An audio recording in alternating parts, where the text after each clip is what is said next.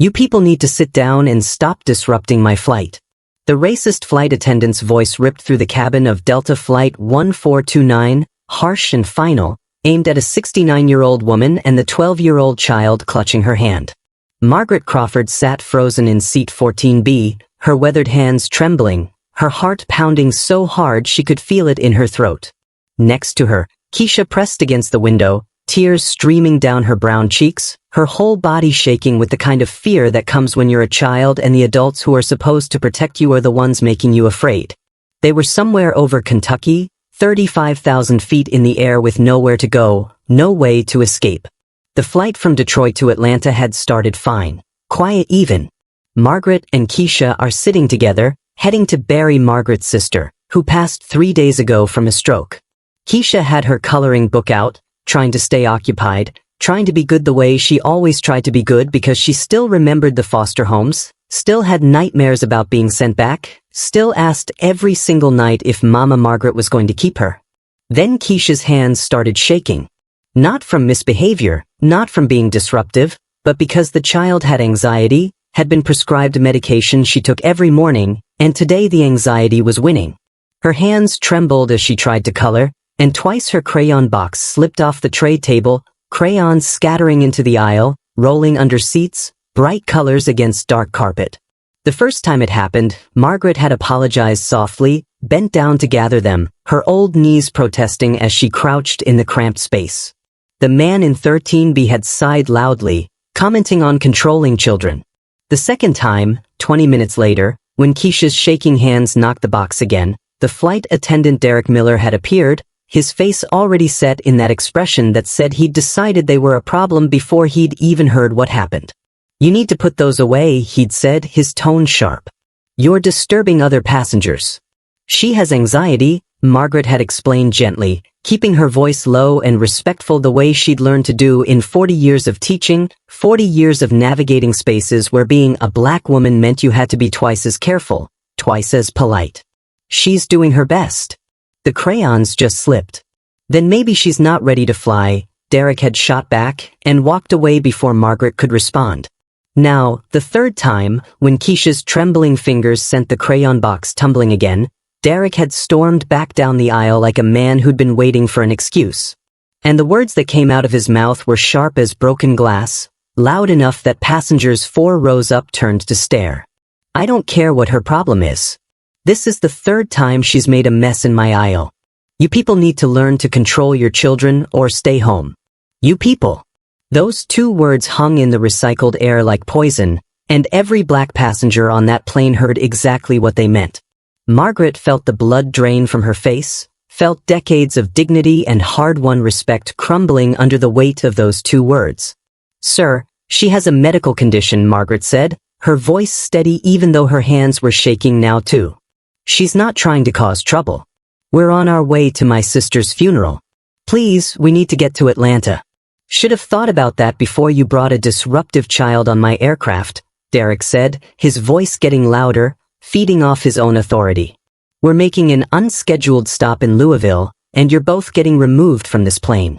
Around them, phones came out.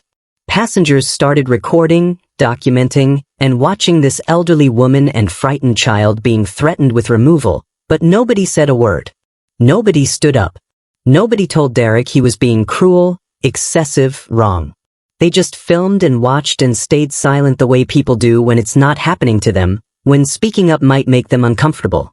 Keisha was sobbing now, the crying that comes from deep in your chest, from a place of terror and confusion. "Mama Margaret, what did I do? I'm sorry, I'm so sorry, I'll be good, I promise I'll be good." Margaret pulled her daughter close, this child she'd chosen to love, this baby who'd been through so much already, and felt her own eyes fill with tears. Not from sadness, though that was there too, but from rage. Quiet, burning rage at a world that could look at a frightened child with trembling hands and see a problem instead of a person who needed kindness. Derek was on his radio now, calling ahead to Louisville, arranging for security to meet the plane, treating them like criminals instead of mourners, like troublemakers instead of a grandmother trying to get her adopted daughter to a family funeral. The captain's voice crackled over the intercom. "Folks, We're going to be making an unscheduled landing in Louisville due to a passenger situation. We'll keep you updated. A passenger situation. That's what 70 years of Margaret's life had been reduced to. A situation. A problem. A disturbance that needed to be removed from the aircraft. But what Derek Miller didn't know, what he couldn't see from his position of assumed authority, was that someone in seat 9C had been watching every single interaction. Someone who'd heard every word, seen every moment of discrimination, documented every second of abuse. Someone who'd recognized exactly what was happening because they'd been hired specifically to watch for it, to find it, to stop it. Someone who was about to stand up and change everything. If you believe no child should ever have to watch their grandmother humiliated like this, keep watching. If you think racial discrimination on airplanes is something we left in the 1960s, you need to see what happens next. And if you've ever been treated like you don't belong somewhere because of how you look, drop a comment below. Tell us where you are watching from and what time you are watching right now. This story doesn't end the way you think. Hit that like button if you stand against racism, and subscribe to the Hyper Racism channel because we're exposing these incidents that airlines don't want you to see. What happens in the next 2 minutes will shock you, will restore your faith that sometimes justice comes from the most unexpected place, and will prove that one person speaking up can change everything. Because Derek Miller thought he had all the power. He thought he could remove an elderly black woman and her anxious child without consequences, without accountability, without anyone stopping him. He was wrong. But to understand how Margaret Crawford ended up begging a flight attendant not to remove her from a plane, you need to know who she really is. You need to go back 6 hours, to that morning in Detroit when she woke up at 4 a.m. because her body doesn't sleep anymore, not since Arthur died 3 years ago, not since she started sleeping alone in a bed they'd shared for 46 years.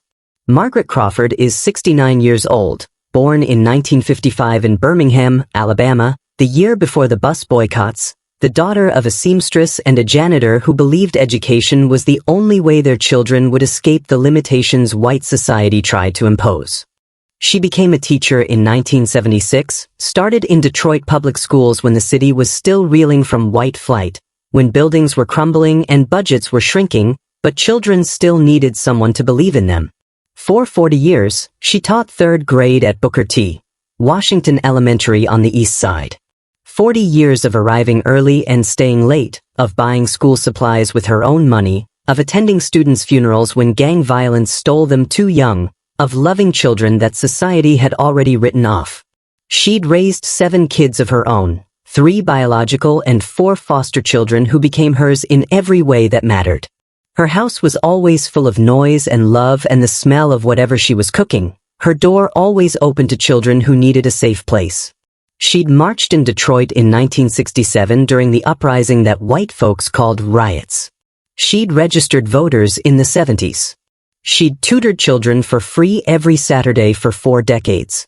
She'd buried 2 of her own sons, one to drugs and one to a police officer who claimed he feared for his life when he shot an unarmed young man reaching for his wallet.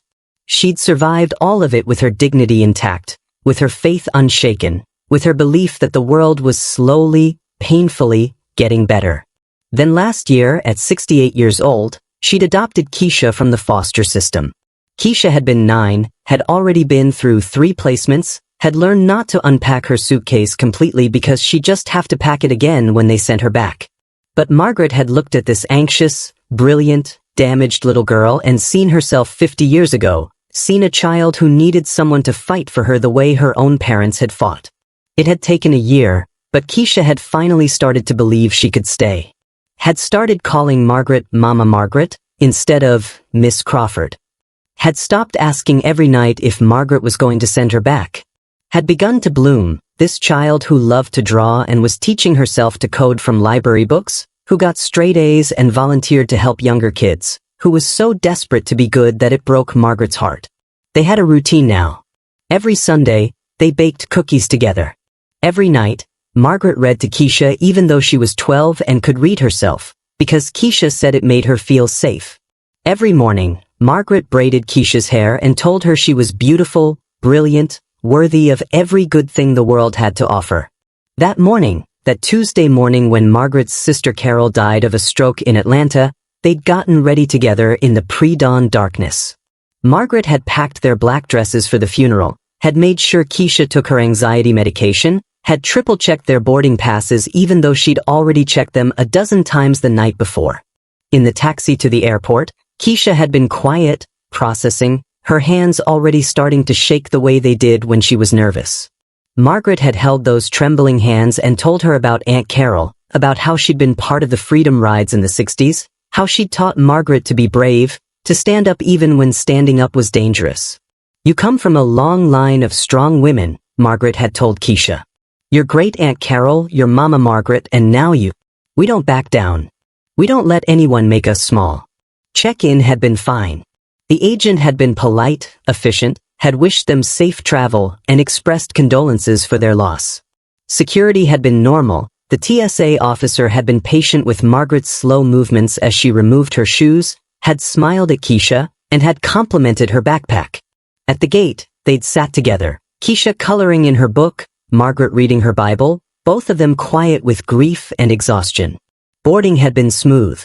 They'd walked down the jetway slowly, Margaret's arthritis making her knees ache, Keisha holding her arm to help her.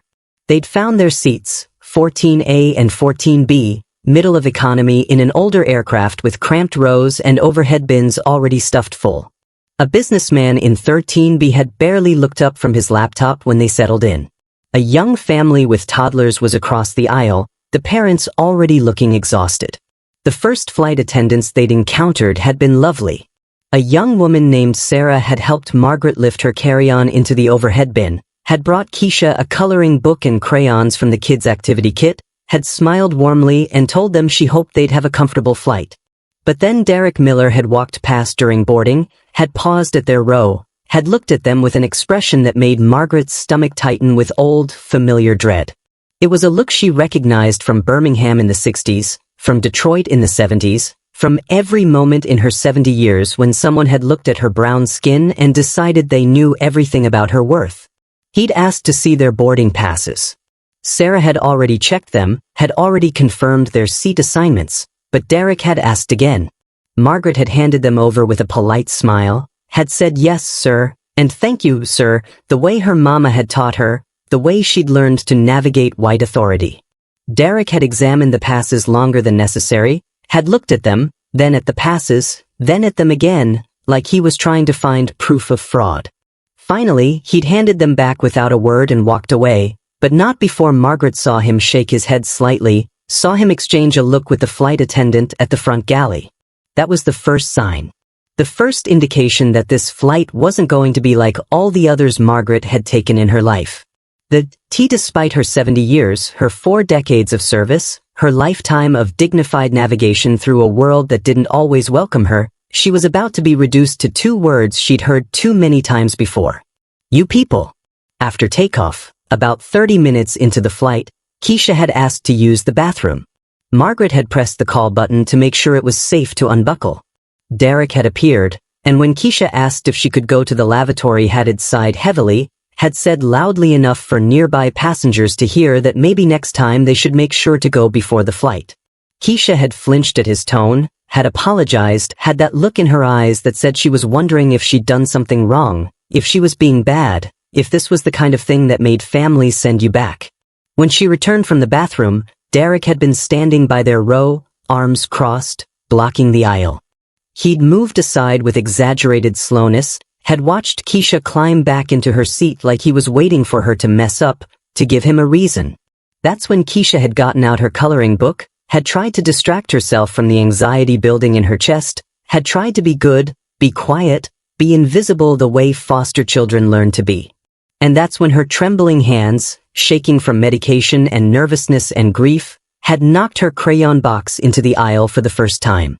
Derek had looked at those scattered crayons like they were evidence of everything he'd already decided about Margaret and Keisha Crawford. And Margaret had known, in that moment, that this flight was about to become something she'd have to survive. Margaret picked up the scattered crayons, her knees protesting as she bent down in the cramped space between seats. She handed them back to Keisha with a gentle smile, with reassurance she didn't quite feel, and told herself this was nothing. Derek had been curt, maybe a bit impatient, But flight attendants had stressful jobs. Probably he was just having a bad day. Probably it had nothing to do with them, with who they were, with the color of their skin.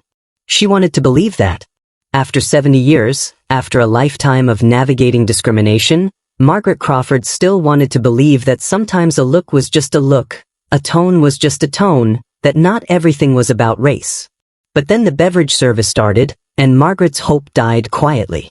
Derek worked his way down the aisle with the cart, his colleague Sarah handling the other side. Margaret watched him serve the businessman in 13B, offering him a full can of ginger ale and a warm smile. The young mother across the aisle got extra crackers for her toddlers and a sympathetic comment about traveling with little ones. The college student in the 15C got a joke about the terrible in-flight Wi-Fi that made them both laugh. Then Derek reached row 14. He looked at Margaret and Keisha like he'd just noticed trash that needed removing. No smile. No pleasantries. Just a flat, cold stare. "What do you want?" he said. Not a question, a demand. "Could we have some apple juice, please?" Margaret said, keeping her voice soft, polite. "And maybe some crackers if you have them." Derek poured juice into a plastic cup, filled it only halfway, and handed it to Margaret without looking at her. No napkin. No snack. He started to move the cart forward. "Excuse me," Margaret said, her voice still gentle, still respectful. "Could my daughter have some juice as well? And you mentioned crackers?"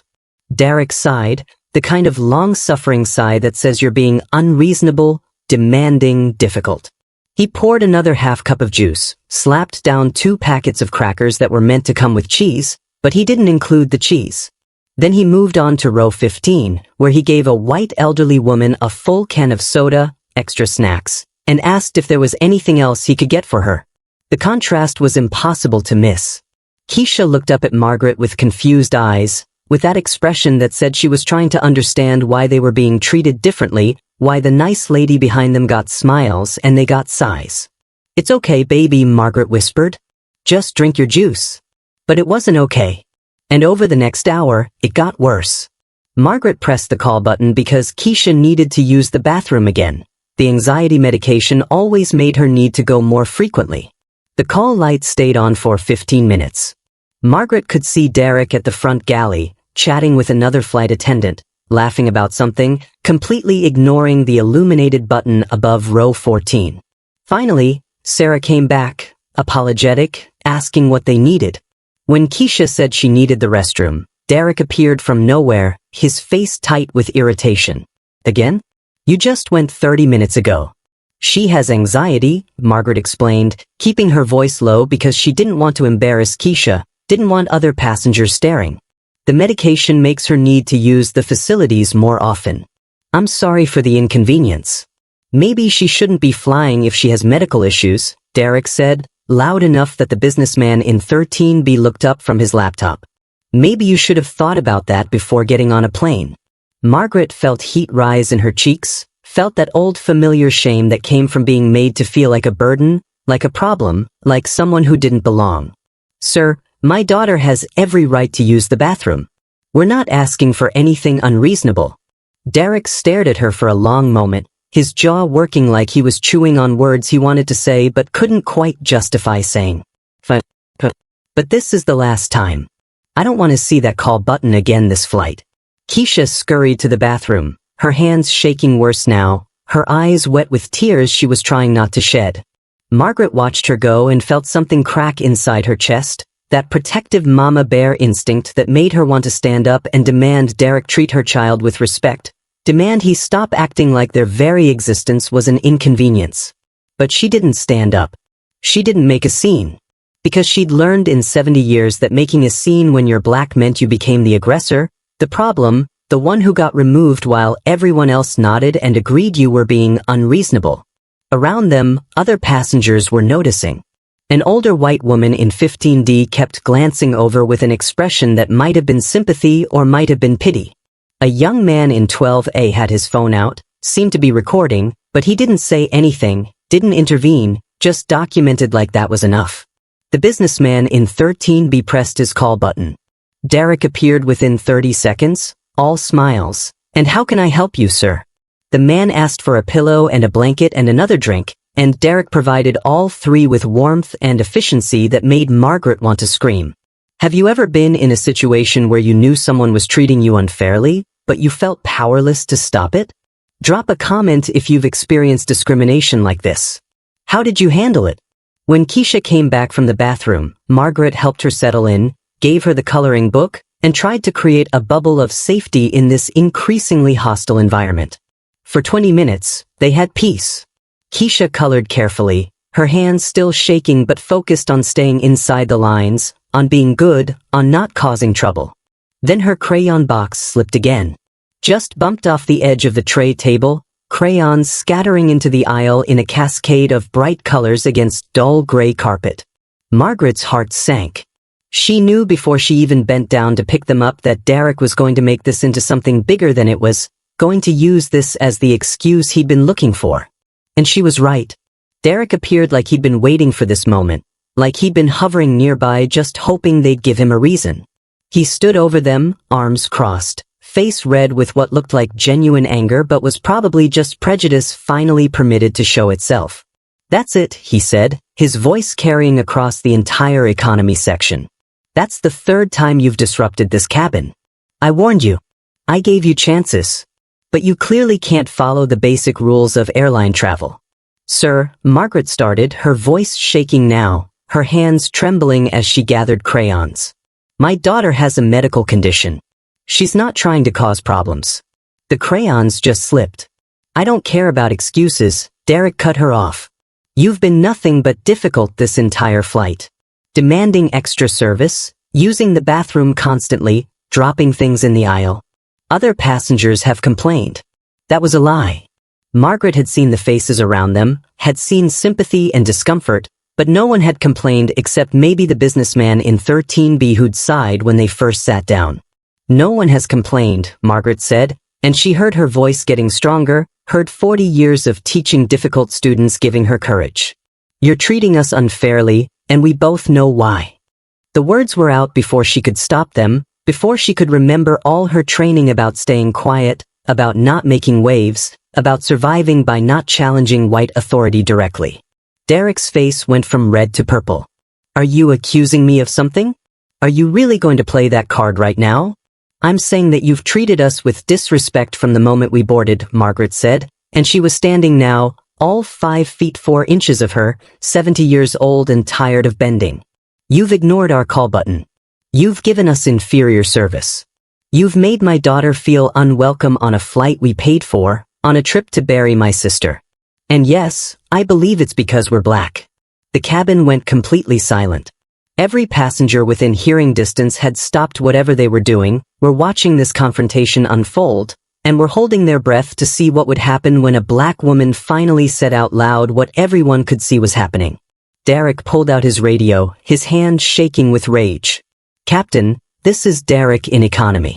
I have a passenger creating a disturbance, making false accusations, and disrupting the flight. I need authorization to remove her at our next available stop." Keisha grabbed Margaret's hand, her face streaked with tears, her voice breaking. "Mama Margaret, please, I'm sorry, I'll be so good. Please don't let them take us off the plane, please." And Margaret Crawford, who'd survived Birmingham and Detroit and 70 years of discrimination, who'd raised 7 children and taught thousands more, who'd marched and voted and fought her whole life for dignity, felt that dignity being stripped away in front of a cabin full of people who were filming but not helping, watching but not intervening, bearing witness but not standing witness.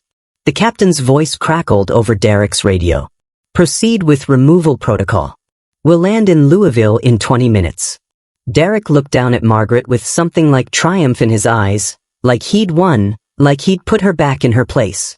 But what Derek Miller didn't know, what he couldn't see from his position of assumed power, was that James Whitmore in seat 9C had been taking notes this entire flight. Detailed, time-stamped notes about every interaction, every microaggression, every moment of discrimination. And James Whitmore had seen enough. The plane started its descent into Louisville, that stomach-dropping sensation when engines change pitch and the world tilts just slightly.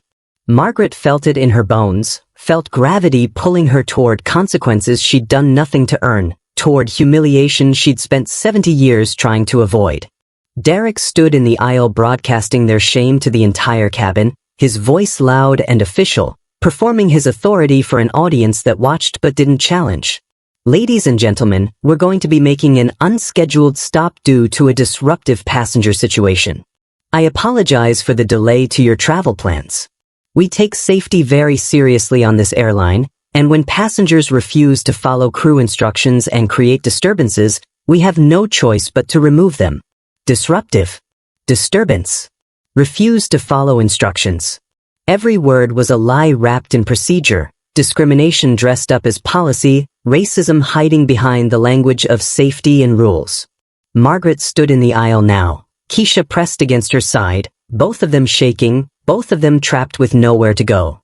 Around them, phones were raised, recording everything, documenting this moment that would follow them forever, that would show up in searches of their names, that would become the story people told about them without knowing anything about who they really were. The businessman in 13B, who'd been sighing and glaring since they boarded, saw his opportunity. He unbuckled his seatbelt, stood up, his face red with righteousness. Finally, someone's doing something about this. I paid good money for this flight, and I shouldn't have to sit in front of someone who keeps causing problems. My seat's been bumped multiple times. I've been disrupted constantly. This is unacceptable. Margaret turned to look at him, this man who'd never once turned around to see Keisha's trembling hands, who'd never noticed a child struggling with anxiety medication, who'd only seen what he wanted to see, what confirmed what he'd already decided about them. Sir, my daughter bumped your seat once, maybe twice, because her hands shake from her medication.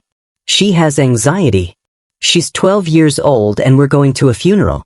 She didn't kick your seat. She didn't touch your seat on purpose. She's a child who's grieving. The man waved his hand dismissively. I don't care about excuses. Control your kid or don't fly. Simple as that. Keisha was sobbing now, that deep gasping kind of crying that comes from a place of pure terror. Mama Margaret, please, I'm so sorry. I'll never fly again. I promise I'll never cause trouble again. Please don't let them take us off the plane. Aunt Carol's funeral is tomorrow. Please. Margaret pulled her daughter close, felt this child's body shaking against hers, felt 70 years of dignity crumbling, felt the weight of every moment in her life when she'd been told she didn't belong, didn't matter, was a problem to be solved rather than a person to be respected. And then something broke inside her. Something she'd been holding together since Birmingham in the 60s, since the first time a white person looked at her with that particular kind of contempt, since she learned that surviving meant swallowing rage and wearing dignity like armor. She looked at Derek, at the businessman, at the passengers with their phones raised, at the silent witnesses who would watch her humiliation and feel briefly uncomfortable before going on with their lives. I marched with Dr. King, she said, her voice shaking but clear. I was 14 years old in Birmingham when they turned fire hoses on us. I was there in 1965 when they beat us on that bridge in Selma. I became a teacher because I believed education would change things, would make the world better for the next generation. I taught for 40 years. Raised 7 children. Buried 2 of my own sons. Adopted this beautiful girl because she needed someone to fight for her the way people fought for me. Her voice broke, tears streaming down her face now, years of pain and exhaustion pouring out in front of strangers who decided she was the problem. And now I'm 69 years old, trying to get to my sister's funeral, and you're treating me like a criminal because my daughter's hands shake. Because she dropped some crayons. Because we exist in a space you've decided we don't belong in. She looked around the cabin, made eye contact with passenger after passenger, saw them look away, saw them choose their comfort over her humanity. What did I do wrong? Just tell me. Tell me what I did that deserves this. Tell me what rule I broke that makes it okay to humiliate an elderly woman and a frightened child in front of all of you. The cabin went absolutely silent. Even Derek seemed taken aback by the rawness of her pain, by the sight of this dignified woman finally breaking under the weight of injustice. Keisha looked up at the passengers around them, her face wet with tears, her voice so small it barely carried. Why isn't anyone helping us? All these grown-ups are just watching. Why won't anyone help? The question hung in the recycled air like an indictment. Passengers shifted in their seats, looked at their phones, and suddenly found the safety card fascinating. The guilt was palpable, thick enough to choke on, but not thick enough to move anyone to action. The plane's wheels touched down in Louisville. The seatbelt sign dinged on. Derek was on his radio coordinating with ground security, arranging for Margaret and Keisha's removal, treating them like criminals being taken into custody. Margaret held Keisha and prayed. Not for rescue, she'd stopped believing in rescue. Just prayed for strength to endure this with whatever scraps of dignity she had left. The plane taxied to the gate. Through the window, Margaret could see security vehicles waiting, could see uniformed officers standing ready to escort them off like they were dangerous, like they were threats, like 70 years of her life and 12 years of Keisha's life meant nothing compared to Derek Miller's authority. The plane stopped. The seatbelt sign went off. Passengers started reaching for bags, but nobody moved toward the door because they were all waiting to watch the show, to see how this ended.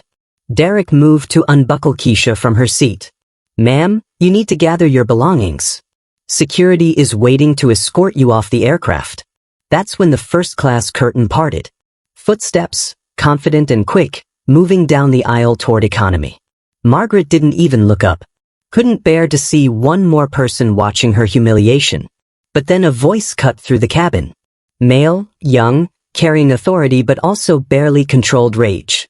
"Step away from them. Right now." Everyone turned. Derek's hand froze on Keisha's seatbelt. Passengers craned their necks to see who was speaking. A young white man, maybe 30, dressed casually in jeans and a button-down shirt, stood at the boundary between first class and economy. His face was pale with anger, his jaw set, his eyes locked on Derek with an expression that made the flight attendant take an instinctive step backward. "Sir, this doesn't concern you," Derek said, trying to recover his authority. "Please return to your seat." The young man pulled something from his wallet, held it up for Derek to see. "My name is James Whitmore. I'm the Vice President of Customer Experience for this airline. And you just made the biggest mistake of your career." Derek's face brightened with relief when he saw James approaching. He actually smiled, like reinforcements had arrived, like this young white man in business casual was obviously coming to support him, to back up his authority, to help remove these difficult passengers. "Thank goodness someone from management is here," Derek said, his voice taking on that conspiratorial tone people use when they think they're talking to an ally. "These passengers have been incredibly difficult, disruptive, non-compliant, and now they're making false accusations to avoid consequences. I've followed protocol to the letter, but they're refusing to deplane peacefully." James stopped a few feet away, his expression unreadable. He didn't nod in agreement, didn't acknowledge Derek's version of events. Just stood there, his eyes moving from Derek to Margaret to Keisha to the other passengers watching with phones raised. "What exactly is happening here?" James asked, his voice calm, neutral, giving nothing away. Derek launched into his prepared narrative, the one he'd probably been rehearsing in his head, the one that made him the professional just doing his job and Margaret the problem passenger who'd refused to cooperate. This passenger and her child have been disruptive since boarding. Multiple incidents of dropping items in the aisle, excessive bathroom use, and questioning my authority when I asked them to follow basic safety protocols. Other passengers have complained about being disturbed. When I informed them they'd need to deplane at our next stop per airline policy, they became belligerent and accused me of discrimination. Completely unfounded accusations designed to avoid accountability for their behavior. James let him finish. Didn't interrupt. Just listened with that same neutral expression. Then he turned to Margaret, and his voice when he spoke to her was different, gentle, respectful. "Ma'am, what's your experience of this flight?" Margaret's voice shook, but she kept her chin up, kept that dignity she'd fought 70 years to maintain. "My daughter has anxiety. Her medication makes her hands shake. She accidentally dropped her crayons 3 times. We apologized each time. She's also needed to use the bathroom more frequently because of her medication. We asked politely. We followed every rule. But this man has treated us with contempt from the moment we boarded. Different tone than the other passengers. Ignored our call button. Made us feel unwelcome. And now he's removing us from a flight to my sister's funeral because my 12-year-old daughter's hands shake." James nodded slowly. Then he looked around the cabin, made eye contact with passengers in nearby rows. I notice several of you have been recording this incident. That's interesting. That suggests something worth documenting was happening.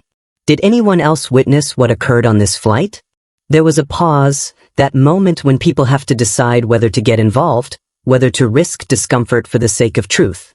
Then the elderly white woman in 15D raised her hand slightly, her voice wavering but determined. I watched the whole thing. That flight attendant was rude to them from the start. The little girl wasn't being disruptive. She was just anxious. Her crayons fell by accident. They were nothing but polite, and he treated them terribly. A young black man in row 16 spoke up next. I got most of it on video. Clear discrimination. You can see how he talks to them versus how he talks to white passengers. Night and day difference.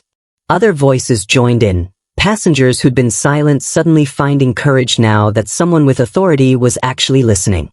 She's telling the truth. They didn't do anything wrong. That flight attendant was looking for a reason to kick them off. We all saw it. Derek's face went from confident to confused to angry in rapid succession. He looked at the passengers like they'd betrayed him, like they were all conspiring against him. These passengers are exaggerating what happened.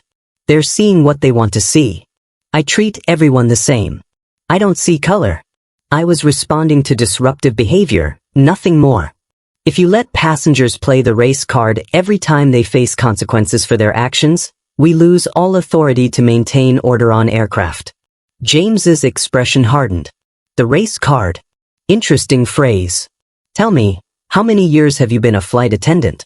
12 years, Derek said, defensive now. 12 years of exemplary service. Never had a serious complaint. I know how to do my job.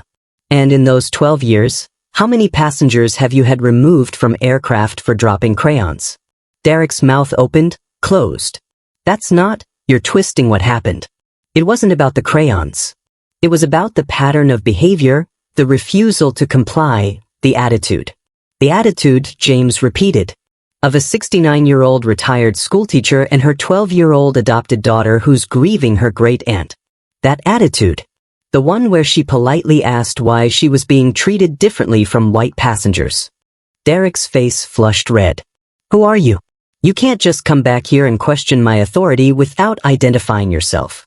I don't care if you're in first class. You don't have the right to interfere with the crew performing their duties. James reached into his pocket, pulled out a business card, and held it out to Derek.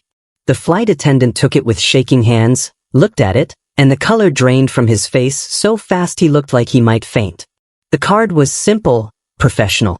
James Whitmore, Vice President of Customer Experience. The airline's logo is embossed in blue. A direct phone number. An email address that ended in an executive domain. No, Derek whispered. That's not. I didn't know you couldn't be. I am, James said, his voice still calm but carrying an edge now that made Derek step backward. I'm James Whitmore. I'm a VP for this airline. And I've been on this flight since boarding in Detroit. I witnessed every interaction you had with Mrs. Crawford and her daughter. Every dismissive tone. Every ignored call button. Every moment of differential treatment. I documented all of it. He pulled out his phone, showed Derek the Notes app with time-stamped entries. Derek's face went from red to white to green, the progression of someone realizing their career was ending in real time. Sarah, the other flight attendant who'd been kind to Margaret and Keisha, had backed up against the galley wall, her hand over her mouth, clearly wanting no part of what was happening. Mr. Whitmore, I can explain, Derek started, his voice desperate now. If I'd known you were on board, if I'd known she was. I was just following protocol. I was doing my job. If you'd known I was watching, you would have treated them differently, James said. If you'd known Mrs. Crawford was connected to someone with power, you would have shown her respect. That's exactly the problem, isn't it? You only treat people with dignity when you think someone important is watching. When you think they matter to someone who can hurt your career. Derek was crying now, actual tears, the reality of his situation finally penetrating his defensive armor. Please. I have a family. I need this job. I made a mistake. I'm sorry. James looked at him with something that might have been pity but was mostly just exhaustion. You're not sorry you did it. You're sorry you got caught. There's a difference. He turned to Margaret, and his voice softened again. "Ma'am, I am so deeply sorry for what you and your daughter experienced on this flight. This is not who we are as an airline. This is not acceptable. And I promise you, there will be consequences. What would you do if you were a passenger witnessing this? Would you speak up, or would you stay silent? Be honest. Drop your answer below. There's no judgment here, we're all learning." Margaret looked at this young white man who'd appeared like an answer to a prayer she'd stopped believing would be heard, and she didn't know whether to thank him or ask him why it took someone like him, someone with power, for her humanity to finally be recognized. But before she could speak, James turned back to Derek with an expression that made the flight attendant's last hope die completely. "You're done.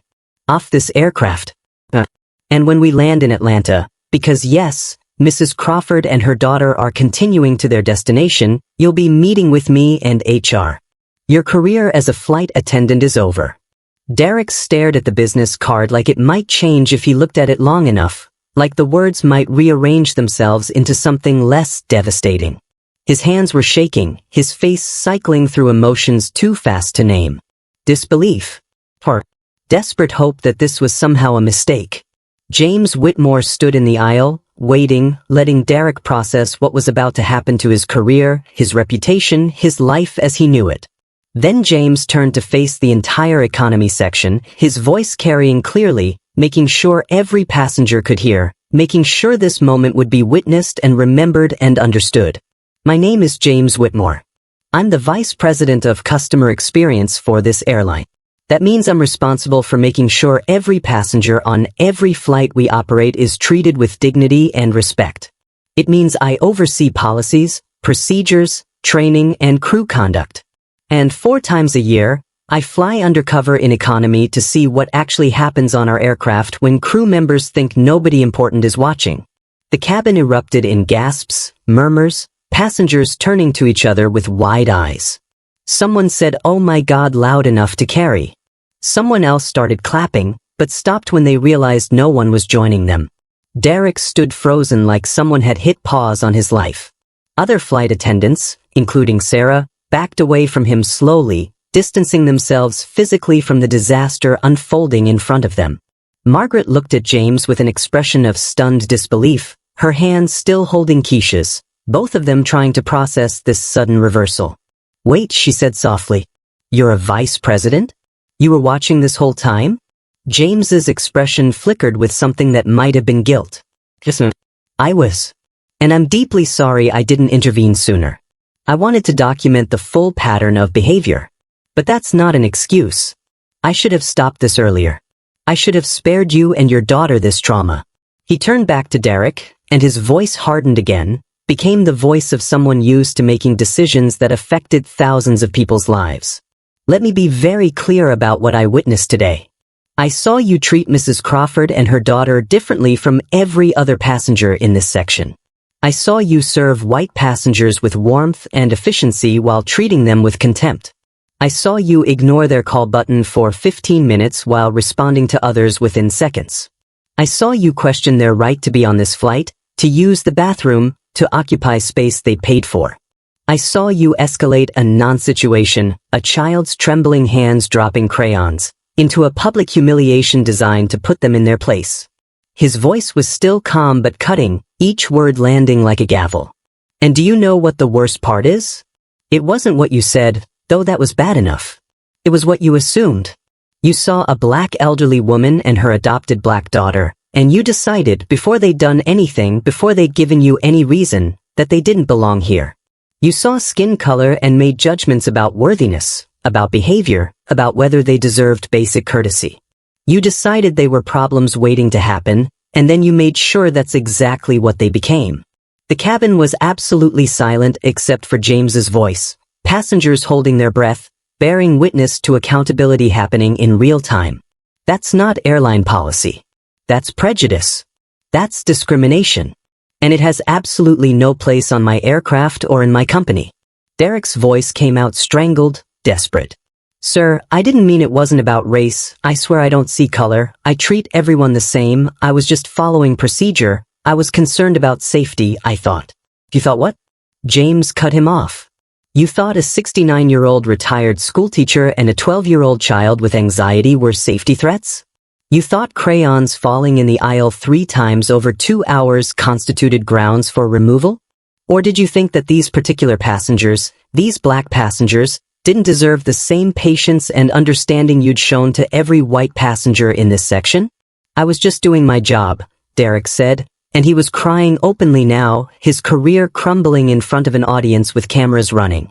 I have a family. I need this job. Please, I made a mistake, I'm sorry, I'll do better, just please don't fire me. You're not sorry you did it, James said, his voice quieter now but somehow more devastating. You're sorry you got caught. You're sorry I was watching. You're sorry there are consequences. But I don't hear you expressing any understanding of why what you did was wrong. I don't hear you acknowledging the harm you caused. I just heard you protecting yourself. He paused, let that sink in, let Derek stand there in his shame with nowhere to hide. You're suspended effective immediately. Collect your belongings and remain in the galley until we land. Do not interact with passengers. Do not touch your radio. Another crew member will handle your duties for the remainder of this flight. When we reach Atlanta, you'll deplane first and meet with HR and security. Your employment status will be determined after a full investigation, but I can tell you right now, your career as a flight attendant with this airline is over. Derek opened his mouth like he might argue, might plead, but nothing came out. He just stood there for a long moment, then turned and walked toward the galley like a man heading to his execution, shoulders slumped, face buried in his hands. The passengers watched him go in silence. Some looked satisfied. Some looked uncomfortable, like maybe they felt sorry for him despite what he'd done. Some were still recording, making sure this moment was preserved, documented, and made permanent. Sarah stepped forward, her voice shaking. Mr. Whitmore, I'll take over his section. I'm so sorry this happened. Mrs. Crawford, Keisha, I'm so sorry. James nodded at her, then turned back to Margaret. His eyes met hers, and something passed between them, some recognition of shared humanity, of the weight of this moment, of how one person's courage to intervene had changed everything. Ma'am, he said gently. You and your daughter are continuing to Atlanta. I'll personally ensure you make it to your sister's funeral. And after we land, if you're willing, I'd like to talk with you about what happened today. Because this isn't just about Derek. This is about a system that allowed him to think this behavior was acceptable. And I need to fix that system.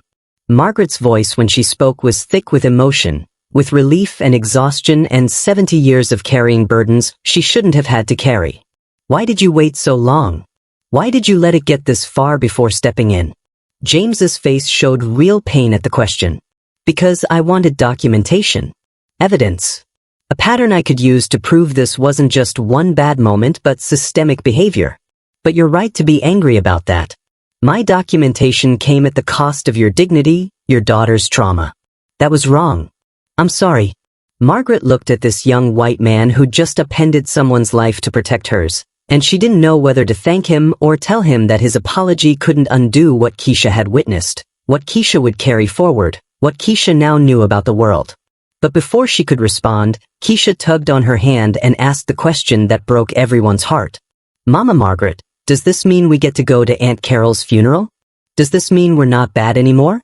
Derek walked toward the galley like a prisoner approaching the guillotine, head down, shoulders hunched, his 12 years of authority stripped away in less than 5 minutes. Sarah and another flight attendant flanked him, not touching but making it clear he wasn't to interact with anyone. The cabin buzzed with conversation now, passengers turning to each other, processing what they just witnessed, some excited, some uncomfortable, all of them suddenly very aware they'd been part of something that would be talked about for years. James Whitmore knelt in the aisle beside Margaret's seat, bringing himself to her eye level, making himself smaller in her presence the way you do when approaching someone who's been hurt and needs to feel safe. Mrs. Crawford, he said quietly, his voice meant just for her and Keisha. I need you to understand something. What happened to you today was wrong. Completely, inexcusably wrong. And I take responsibility for it. This man worked for my airline. His behavior reflected our failure to properly train, monitor, and hold crew members accountable. I'm sorry. I'm deeply, deeply sorry. Margaret looked at him with eyes that had seen too much, had cried too many tears today, had carried too much weight for too many years. "You believe me," she said, and it wasn't quite a question, more like a statement of wonder. "You actually believe me?" "Of course, I believe you," James said, and his voice cracked slightly. "I saw it. Every moment of it. But more importantly, even if I hadn't been here to witness it, you deserved to be believed. Your word should have been enough. The fact that it took a vice president watching for justice to happen is part of the problem we need to fix."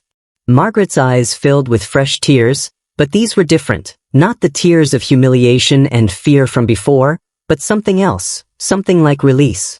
70 years of not being believed, 70 years of being told she was too sensitive or imagining things or making it about race, and here was someone with power saying, "Yes, I saw it, it was real, you were right." "How can I make this right?" James asked. "Not just today, not just this flight, but systemically. What do we need to change so this never happens to anyone else?" Before Margaret could answer, Keisha's small voice interrupted. "Does this mean we get to go to Aunt Carol's funeral? Does this mean we're not bad anymore?" James turned to look at this child with her tear-stained face and anxious hands, and his own eyes got shiny. "You were never bad, sweetheart. Not for one second. You were a little girl with hands that shook because of the medicine that helped you on a flight to say goodbye to someone you loved. Nothing about that is bad." Sarah appeared with 2 bottles of water and packages of cookies. "Mrs. Crawford, Keisha, I'm so sorry for what Derek did. I should have noticed sooner. I should have stopped it. Can I get you anything else? We have meals in first class, blankets, and anything you need." Margaret shook her head, still processing, still not quite able to accept kindness after hours of cruelty. "We're fine. We just want to get to Atlanta." James stood slowly, his knees protesting. "I'd like to offer you seats in first class for the remainder of the flight. More comfortable, more space, and frankly, after what you've been through, you deserve whatever comfort we can provide." Margaret looked at the first-class curtain, thought about walking through it, about claiming space she'd earned the hard way. "No," she said quietly. "We'll stay here. I don't want Keisha to think we have to move to make this better. We belong in these seats we paid for. We don't need an upgrade to deserve dignity." James nodded, understanding the point she was making, the lesson she was teaching her daughter about not accepting consolation prizes, about demanding respect wherever you are. "Then I'll make sure you're taken care of right here," he said. Other passengers started approaching, tentative, guilty, their faces showing the discomfort of people who'd failed a moral test and knew it. An elderly white woman stopped beside Margaret's seat, her hands twisting together. "I need to apologize," she said, her voice shaking. "I saw what was happening. I knew it was wrong. But I didn't say anything. I told myself it wasn't my business, that maybe I was misunderstanding. I'm ashamed. I should have helped you." Margaret looked at this woman, saw genuine remorse, and saw someone trying to own their failure. "Thank you for saying that," she said simply. A young man in his 20s approached next. "I recorded it," he said, holding up his phone. "I thought documenting was helping. But I should have done more. I should have stood up and said something. I'm sorry I didn't." Another woman, middle-aged, tears streaming down her face. "I was afraid of making it worse. Afraid of being wrong, of causing a scene. But my silence made it worse. I see that now. I'm so sorry." One by one, they came, these passengers who'd watched Margaret and Keisha suffer, who'd chosen their comfort over courage, who were now confronting what that choice had cost. Some Margaret forgave with words. Some she just nodded at, too exhausted for more. But their apologies mattered, showed that witnessing her trauma had changed something in them, had taught them something they needed to learn. An older white man with silver hair and kind eyes was the last to approach. His voice was thick with emotion. "I'm 72 years old. I grew up in Mississippi in the 50s. I saw things like this happen all the time back then. I promised myself when I was young that if I ever saw it again, I'd speak up. Today I broke that promise. I failed you. I'm sorry." Margaret reached out and touched his hand briefly. "You're speaking up now," she said. "That counts for something." The plane leveled off, continuing toward Atlanta. The crisis had passed, but the trauma hadn't lingered in Margaret's tight shoulders, in Keisha's too quiet stillness, in the way they both startled when someone walked past their row. Justice had come, but healing would take longer, would require more than one person's intervention, more than a room full of guilty apologies. Margaret looked out the window at clouds passing below, thought about Carol, about the funeral tomorrow, about explaining to her nieces and nephews why she'd almost missed saying goodbye to their mother. Thought about Keisha, about what this experience had taught her about the world, about whether that lesson could be unlearned or if it was now part of who she'd become. James returned as they began their descent into Atlanta, sat carefully in the empty seat across the aisle that a passenger had vacated to give them space. "Mrs. Crawford, when we land, I'd like to discuss something important with you," he said. "If you're willing. Not right away, I know you have a funeral to attend, but maybe in a few days. I have questions about how we fix this. And I think you have answers I need to hear. Would you have apologized if you were one of those silent passengers? What would you say? Sometimes the hardest words are I'm sorry, why I didn't help. Drop your thoughts below." Margaret looked at this young white man who'd upended someone's life to protect hers, who was now asking her to help him fix a system that had been broken long before he'd taken his position. "I'll think about it," she said. "Right now, I need to focus on burying my sister. On taking care of my daughter. On getting through the next few days." James nodded, understood he was asking a lot from someone who'd already given too much. "I understand. Take all the time you need. Here's my card. My direct line. Call me when you're ready. Or don't call at all. That's your choice. But I hope you will, because I mean what I said. I need your help to make this right." The wheels touched down in Atlanta. The plane taxied to the gate. And Margaret Crawford, 69 years old, survivor of Birmingham and Detroit and 70 years of discrimination, held her adopted daughter's hand and whispered a prayer of thanks that they'd finally made it to the city where her sister's body waited to be laid to rest. But as the plane pulled into the gate, as passengers began gathering their belongings, as Derek was escorted off first by security to face whatever consequences awaited him, Margaret couldn't stop thinking about James's question. How do we fix this? How do we make sure the next elderly black woman or frightened black child doesn't need a vice president watching to receive basic human decency? And whether she wanted to be or not, Margaret Crawford was about to become part of the answer.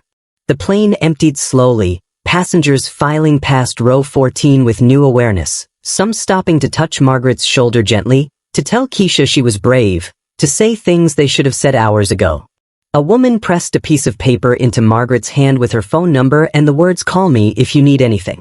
A man gave Keisha a $20 bill for being so strong. A teenager took a selfie with them, asked if she could post about what happened, wanted to make sure people knew their names, their story.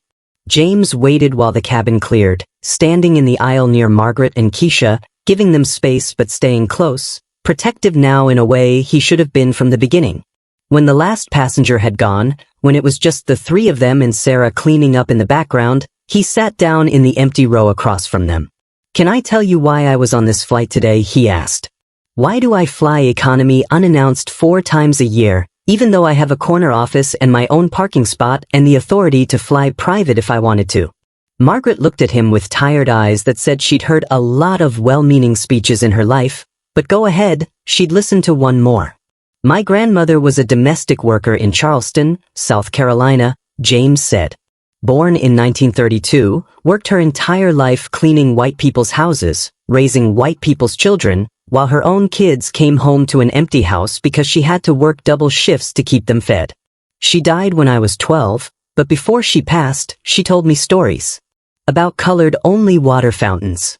About having to enter houses through the back door. About riding in the back of the bus and keeping her eyes down when white folks walked past. About being treated like she was invisible, like she was worth less, like her humanity didn't count as much as theirs. He paused, his voice thickening with emotion that seemed genuine, seemed to come from a real place of pain and understanding. "When I got this job 5 years ago, I made her a promise at her grave. I told her I'd make sure no one ever felt that way on my aircraft. That our planes would be different. That dignity would be non-negotiable. That people who looked like her would be treated with the same respect as anyone else." James looked directly at Margaret, his eyes shining with tears he didn't bother hiding. "But today showed me I haven't done enough. Policy manuals aren't enough. Training videos about implicit bias aren't enough. Because Derek Miller sat through those trainings. He signed the policies. He knew the words to say.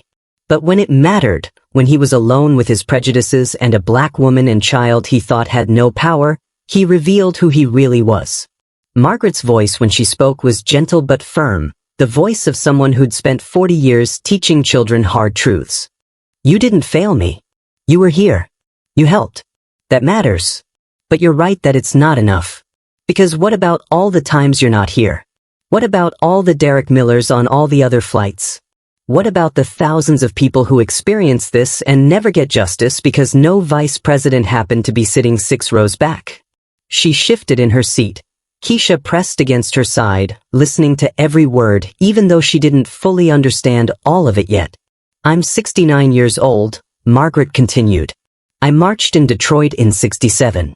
I integrated Cass Technical High School in 68, and was one of 50 black students in a building of 2,000 white kids who made it very clear we didn't belong. I spent 40 years teaching 3rd graders in schools that were crumbling, with budgets that treated black children like they were disposable. I raised 7 children in a world that told them they were worth less because of their skin color. I buried 2 of my sons, one to drugs because legitimate pain gets criminalized in black bodies, and one to a police officer who said he feared for his life when my boy reached for his wallet. Her voice broke, but she kept going, kept teaching this young white man with his good intentions and his corner office the lessons he needed to hear. I thought we'd moved further than this. I thought my grandchildren wouldn't have to feel what I felt today. But you know what the worst part was? It wasn't Derek. I've dealt with 1,000 directs. The worst part was the silence. All those people watching, recording, documenting my humiliation like it was entertainment. Not one person said this is wrong until you came. Not one person was willing to risk their comfort to protect a child. James leaned forward, his elbows on his knees, fully engaged. What do we do? How do we actually fix this? Because I'm tired of diversity workshops that check boxes. I want real change. Tell me how. Margaret looked at him for a long moment, deciding whether he was really ready to hear, really ready to act, or whether this was just another white person having a moment of awareness that would fade when the cameras stopped rolling. You can't train away racism in a weekend seminar, she finally said. You can't make people care about black lives by showing them PowerPoint slides. Real change requires hiring people who've experienced discrimination into positions of power. People who understand it viscerally, not theoretically. It requires creating systems where speaking up is rewarded instead of punished. It requires believing victims the first time they report, not the 10th time when you finally can't ignore it anymore. She was warming up now, 40 years of teaching coming through, her voice stronger. It requires consequences that actually matter. Not paid administrative leave. Not transfers to another department. Real accountability that says if you treat people like Derek treated us, you lose your job. Period. It requires making sure people with power like you regularly experience what powerless people experience. And it requires teaching bystanders that silence is complicity. That filming is not helping. That moral witnessing means intervention. James was taking notes on his phone now, typing fast, capturing every word. But here's what matters most, Margaret said, leaning forward, making sure he understood this part. When someone comes to you and says I was discriminated against, your first response cannot be "Are you sure?" Maybe you misunderstood, maybe they were just having a bad day. It has to be "I believe you. Tell me what happened. How can I make this right?" That shift, that immediate belief, that changes everything. Because most discrimination goes unreported, not because it didn't happen, but because victims know they won't be believed. James nodded, stopped typing, looked at her with the expression of someone who'd just been given a roadmap he didn't know he needed. I hear you. Here's what I'm committing to, starting tomorrow. Independent review of every discrimination complaint filed in the past 5 years. Mandatory bystander intervention training, not just for crew but for passengers. Policy change that lets passengers report discrimination directly to my office, bypassing the chain of command that protects people like Derek. Quarterly flights where I sit in economy, unannounced, watching. And most importantly, hiring people who look like you, who've lived what you've lived, into senior leadership positions where they can actually make decisions. He paused, met her eyes. I can't undo today. But I can make sure what you went through means something. Can make sure the next Margaret and Keisha have a different experience. Margaret nodded slowly, still processing, still not entirely sure whether to trust these promises she'd heard variations of before. But there was something in James Whitmore's face that suggested he might actually mean it, might actually follow through. There's someone else who needs to hear this conversation, she said, looking down at Keisha, who'd been silent through all of this, absorbing, learning, forming an understanding about the world that would shape who she'd become. Come here, baby. We need to talk about what happened today. Keisha looked up at her mama Margaret with those questioning eyes children get when they're trying to make sense of adults behaving badly, trying to understand rules that don't make sense, trying to figure out whether the world is safe or scary or some confusing mix of both. Mama Margaret, why did that man not like us? Keisha asked, her voice small but steady. Was it because my hands shake? Because I dropped the crayons? I tried so hard to be good. Margaret pulled her daughter onto her lap even though at 12 she was getting too big for it, held her the way she'd held all her children when the world revealed its cruelties too soon, when innocence collided with reality and left bruises that didn't show. Baby, it wasn't about the crayons. It wasn't about your hands. It wasn't about anything you did or didn't do. That man looked at us and made decisions before we ever spoke, before we ever gave him a reason. He decided we didn't belong because of how we look, because of the color of our skin. And that's called racism, and it's wrong, and it's not your fault. But why didn't the other people help us sooner? Keisha pressed. All those grown-ups just watched. Were they scared too? Margaret glanced at James, who was listening with the expression of someone being educated in real time, someone having assumptions challenged, someone learning lessons that would change how he moved through the world. Some of them were scared, Margaret said carefully. Scared of making it worse. Scared of being wrong. Scared of being uncomfortable. But scared or not, their silence hurt us. Because when you see something wrong happening and you don't speak up, you become part of the wrong.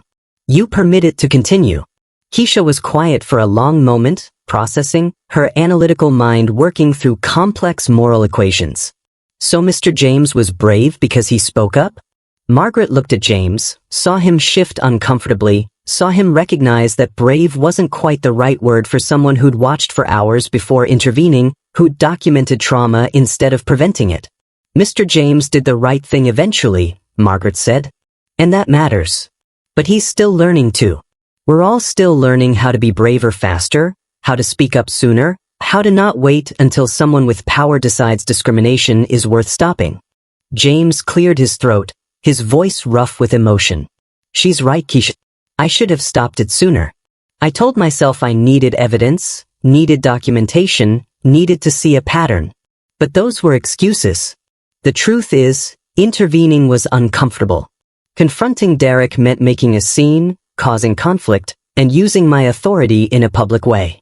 And I hesitated because I was prioritizing my comfort over your safety. That was wrong. I'm sorry. Keisha looked at him with the brutal honesty children possess. But you did help eventually.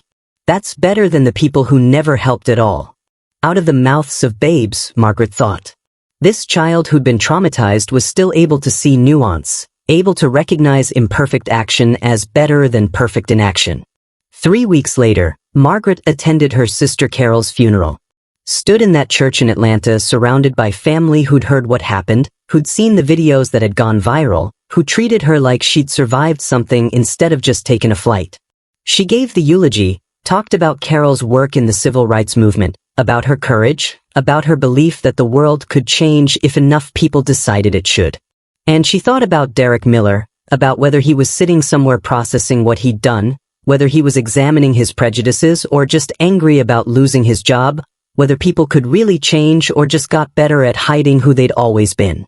2 months after that, Margaret got on another plane. Same airline. Same route. Detroit to Atlanta. This time it was for a happier reason, visiting family, bringing Keisha to meet cousins she'd never met. And when Margaret walked down that jetway with Keisha's hand in hers, her heart was pounding, her palms sweating, her body remembering trauma even as her mind tried to move past it. The flight attendant reached their row, and Margaret braced herself, tensed for confrontation, prepared to fight for the dignity she shouldn't have to fight for. But the flight attendant, a young woman whose name tag read Michelle, just smiled warmly. "Welcome aboard the Yun.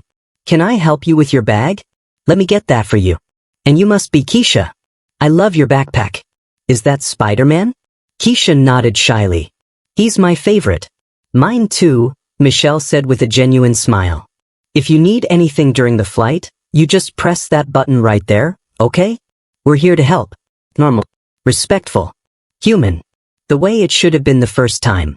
Margaret exhaled a breath she hadn't realized she'd been holding. Maybe things could change. Maybe one viral incident, one vice president's commitment, one system confronting its failures could actually shift something. Maybe. 6 months after the incident, James Whitmore sat in a conference room presenting to his board of directors. On the screen behind him were statistics, data showing decreased discrimination complaints, increased employee diversity, and improved customer satisfaction scores among passengers of color. Success metrics that looked good on paper. But what he kept coming back to was Margaret's face. The exhaustion in her eyes. The way she'd held Keisha. The question she'd asked that he couldn't stop thinking about. "What about all the times you're not here?" "That flight changed me," he told the board. "Not because I didn't know discrimination existed, I knew. But because I saw how easily it happens. How a person with a uniform and a radio can destroy someone's dignity in minutes. How can a cabin full of good people watch it happen and do nothing? How systems we'd built, policies we'd written, training we'd mandated, none of it stopped Derek Miller from being exactly who he was when he thought nobody important was watching." He paused, looked around the room at executives who'd never been profiled, never been discriminated against, never had to fight for space they'd paid for. "We've made changes. Important changes. But the work isn't done. It will never be done. Because racism isn't a problem you solve once and move on. It's a thing you have to actively work against, every day, in every interaction, with every policy decision you make. The moment we think we've fixed it is the moment it comes back stronger." And at home in Detroit, on a quiet evening 6 months after the worst flight of her life, Margaret sat with Keisha doing homework at the kitchen table. Keisha was working on a history project about the civil rights movement, and she'd asked to interview her mama Margaret about marching in the 60s. "Are you scared to fly again?" Keisha asked between questions, her pencil paused over her notebook. Margaret considered lying, considering protecting this child from knowing that trauma doesn't just disappear when justice is served. But she'd never lied to Keisha before and wasn't about to start now. "A little bit," she admitted. "But being scared and doing it anyway? That's called courage. Your great-great-grandmother was scared when they turned fire hoses on her. I was scared when I spoke up to Derek. You'll be scared sometimes too. But here's what I want you to remember. You belong everywhere. And when someone tries to make you feel like you don't, you speak up. Even if your voice shakes. Especially if your voice shakes." Keisha nodded seriously, wrote something in her notebook. "And if nobody listens? You speak louder. And you find people who will. You find your James Whitmore.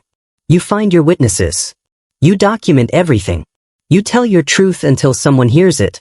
And even if they never do, you still told it. Your dignity doesn't depend on other people recognizing it. You carry it with you no matter what." Keisha thought about that, then smiled. "I think that's what I'm going to write about for my project. About how you were brave on that plane." Margaret's eyes filled with tears. "Write about your Aunt Carol. Write about your great-great-grandmother. Write about all the people who were braver than I. I was just trying to get to a funeral, baby. They were trying to change the world. You changed Mr. James's world," Keisha pointed out with that child logic that cuts through adult complexity. "And he's changing the airline. So maybe you changed lots of people's worlds. So now I want to hear from you. Do you think racial discrimination and prejudice can truly end? I want your honest answer. Not what you think you should say, but what you actually believe deep down when nobody's judging you. What do you think needs to happen to stop this? More laws that people ignore? Better training that people sit through and forget? Personal accountability? Cultural shift? What's the answer? Tell us in the comments. Do you think serving justice, firing Derek, and changing policies are enough to end discrimination?